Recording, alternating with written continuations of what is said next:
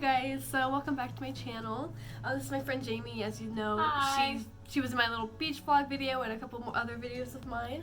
And as you can see by the title of this video, we're going to be talking about something a little more personal, but I think it's totally necessary since the whole, everything that kind of been going on the internet lately, and I feel like it's going to spread awareness about the situation. And she's been through an eating disorder, so we kind of wanted to just talk about it and maybe see if we can talk about things that you shouldn't say, so that people are more aware of what could be triggering, what could it be, and just kind of the communication between the two people. So someone who doesn't have the disorder, someone who does, just to kind of spread awareness. So that's what we're doing today. But we're also kind of doing a mukbang at the same time. I don't even know how to pronounce it. Is it mukbang or mukbang? Mukbang? Oh, Mukbang? mukbang. Mukbang. Okay, mukbang. Okay, so right now we just have some Dairy Queen. Alright, so we got some fries and we have a chicken ranch club. So we're just going to be eating and talking about this. So it's going to be just kind of a casual conversation. So how should we start? I don't know. So what not to say? Should you maybe explain your story a little bit and then we can get into what not to say? Yeah, let me fix my sandwich real quick. Alright. Needs some work. Okay, so I don't know where to even start with my story. I guess long story short is You could shorten it. It doesn't matter. I've been diagnosed with atypical anorexia, so it's not regular anorexia, it's atypical. And the only thing that makes it atypical, defined by the DSM-5, is that my weight is not below my BMI isn't below healthy. So it's all the same symptoms as anorexia. That's the only different thing is the weight.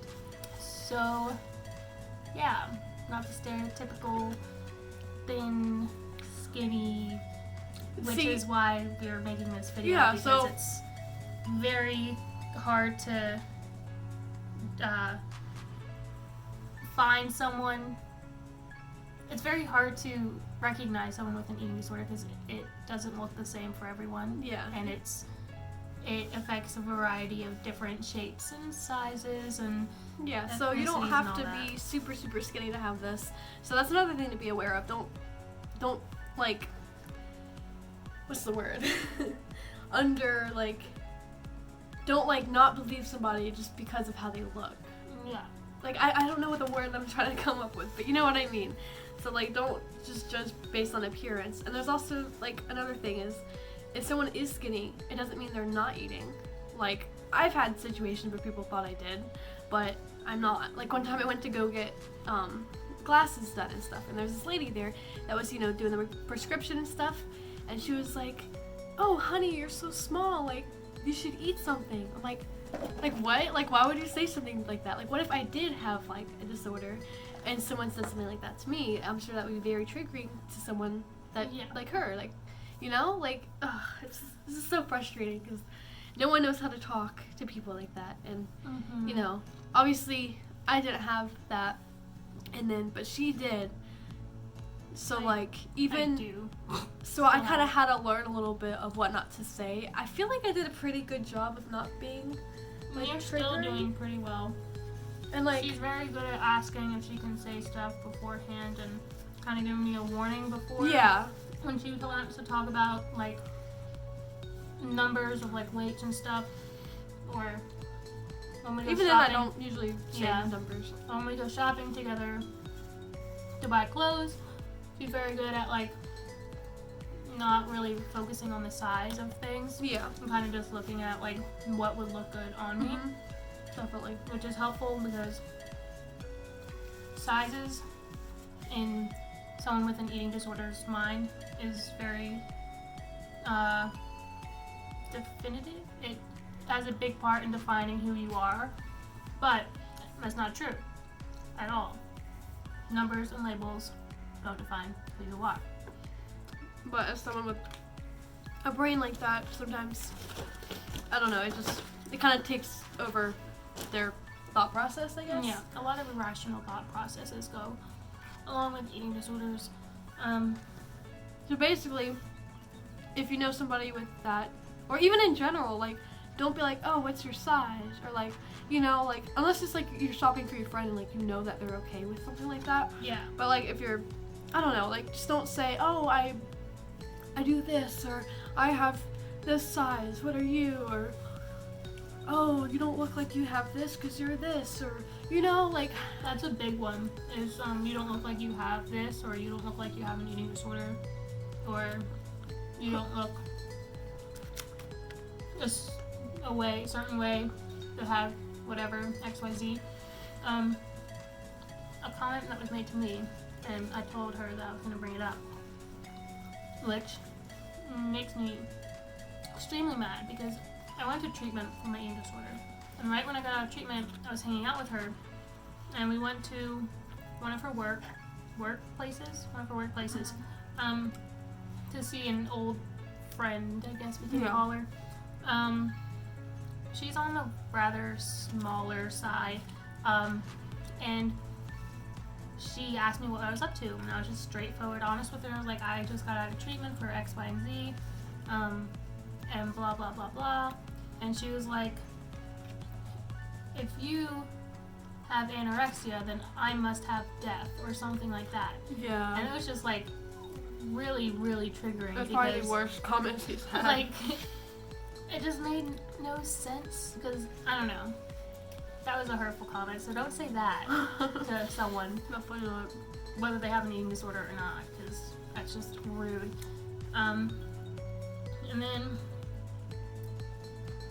I think it's also, although it's mostly a compliment in most people's, like, eyes, commenting on someone's body in any way, like saying, oh, you look healthy, or hey, you look so good, or you look good in that outfit. Like, sometimes their mind can take it in a good way, but sometimes it can take it in a bad way, and that's in no way like your fault or at all, but like, I'll just be cautious of how much you say something like that, because it could be twisted in their mind.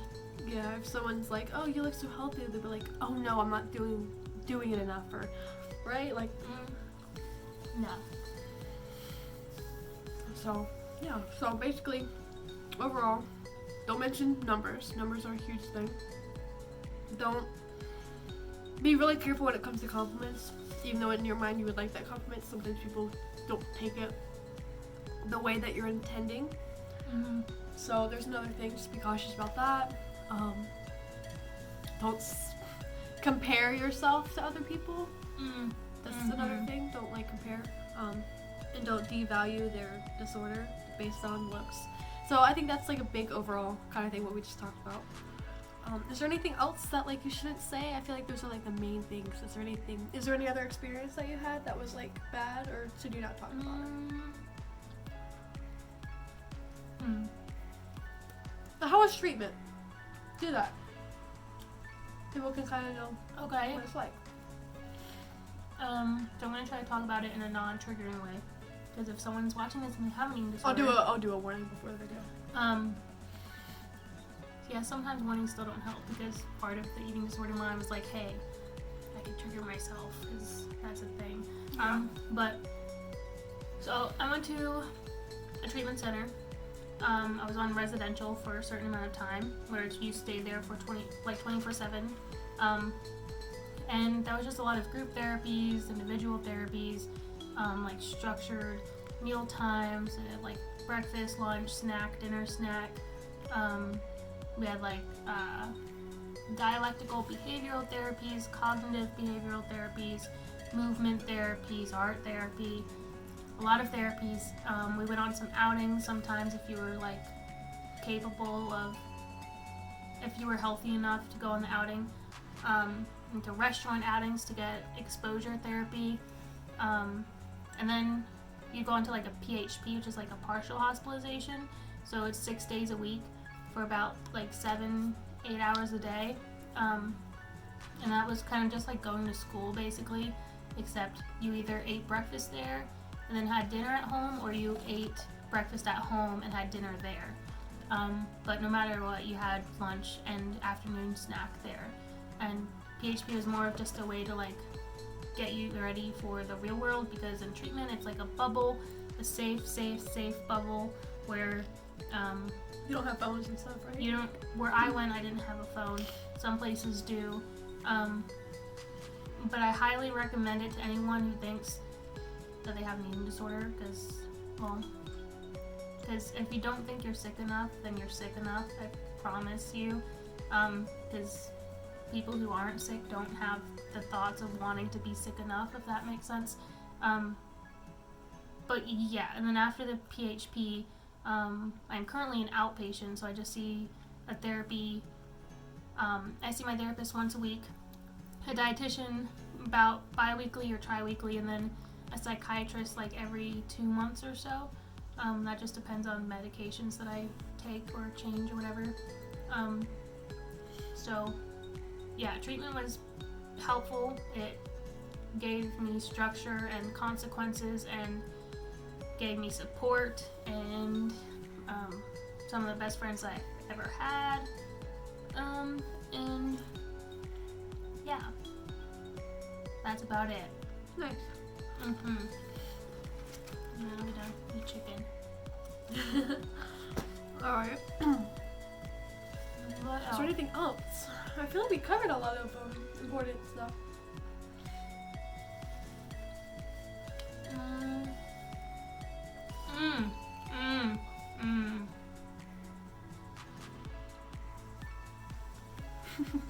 Eating disorders are not a form of attention seeking. No matter what anyone thinks.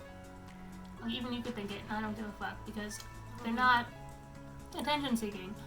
Nobody in their right mind, or in any mind, state of mind, would choose to have a constant battle in their mind 24/7 about food and what they're gonna have, what they're not gonna have, and ways and like all that stuff. It's one of the hardest things to deal with is when people think that you're attention seeking, because it makes it hard to get the support you may need or you want, or it can also just make you kind of like Hesitant and yeah, it's like, I don't know, like right now I feel like I'm attention seeking just by explaining my story, but in all honesty I'm trying to explain part of my story so I can bring more awareness to it. It's not attention seeking. Technically it was my idea too. Yeah, So it's not attention seeking for me. It's more of attention to Towards the the subject? awareness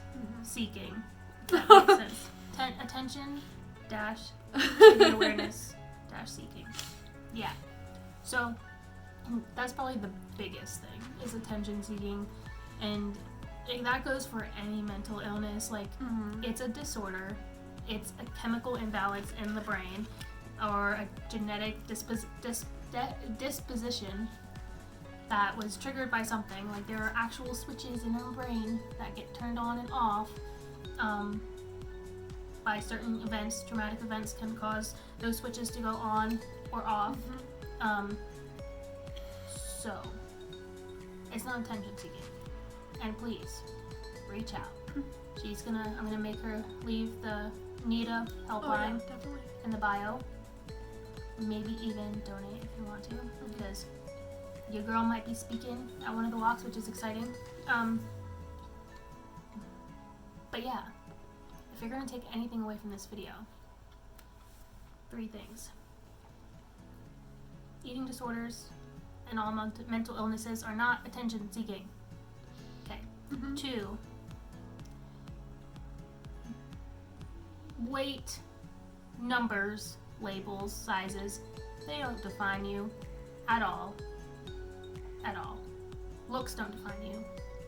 Nothing okay, yeah. And 3rd, what's a 3rd thing you can learn from this video? The 3rd thing that you can learn from this video is that anyone can have this disorder, so just be aware of what you say. Be aware of what you say. That actually brings me to another. I know we're like all over this place. It's fine. But I'll probably keep this raw and unedited because it's only 15 minutes long, and I think that's the best way to do it is to keep every information in it. So just keep going. When I was in the depth of my eating disorder, I'm not gonna really go into detail because I don't want to give ways or whatever triggers. But I worked at a gym in a daycare, and when I was in the depths of my eating disorder, I was losing weight, and I had multiple like parents, like because I watched kids in the daycare, and multiple parents come up to me and like praise me and like, oh Ma, you look so good. What are you doing? Like, look how much weight you lost, and what are you eating, and like all this stuff. And they were like just praising me, and they're like, oh, I wish I could lose that fast and all that stuff. And it's like they didn't know what was going on in my head. They didn't know that I had an eating disorder. So it's not like I'm mad at them or anything, but it's like just be cautious of like what you say to people, because they could be going through like the toughest battle in their life, and you don't even know, and you could be unintentionally be playing a role in making it worse, which is nothing to like. Oh, it's just not your fault. It's not your fault, yeah, but it's just like something to be aware of, because it definitely feeds into the mind of the eating disorder when you get praised for doing something that you shouldn't be doing. But when you get praised, it's like, oh, so I should keep doing this, but no, you shouldn't. So, I'm stealing your water. No, I'm not. Oh, I just got lipstick. It's fine, I just lipstick. Here, wipe it off. No, just drink it. Using my Jeffree Star lipstick. Dumbo. I don't know what else to talk about. I know, I think we covered everything. Should we just end the video or? Boring video. No, it's not boring. It's totally like, it's an important thing. It's just me talking. It's good. It'll bring awareness. You're good. So good. All right. So wait. We're not ending it here. Excuse me. Oh boy. Oh gosh, now I got the hiccups. All right, keep going. What do you need? What do I need? What do you need? Okay, keep going. Help. I need I don't know, I just don't feel like this is informative enough. It's really not. I feel like it is. But you know. I mean, we talked about what not to say. We talked about a little bit of your experience, but not too much to where it'll trigger other people, so that people with eating disorders can watch this video without being too upset. And then, you know, we can't go super in depth, but we can, you know, I think this is good. I think this is good. This is a good video. Yeah. I mean, if you really want to, you can always make your own video that's more like super serious, like boom boom boom. Probably wouldn't be allowed to make a video. Yeah. That's why I'm kind of scared to make this video, but. I mean, I don't know. I guess we're done. Yeah. And we'll eat our ice cream off camera. Alright. Did you finish your sandwich? Yeah. I just been munching on some fries. Alright, so we're gonna go ahead and end this video here. I hope you learned something from this video, or maybe you got the confidence to maybe get help if you are struggling with your own self and everything. So yeah, just definitely like this video to, you know, make it a little bit more out there for me and for everyone else. And subscribe to see more of my content if you like Fortnite and just other random fun little vlogs that I do. And yeah, so I hope you enjoyed this video. Comment below if you had any experience with this, if maybe you knew someone, and maybe just tell your story if you want to bring even more awareness, or if you want to add something that we maybe have missed in this video as well. So yeah, I hope you enjoyed, and we will definitely see you guys soon, because she'll definitely be on my channel again, I'm sure. So thank you guys for watching. Bye!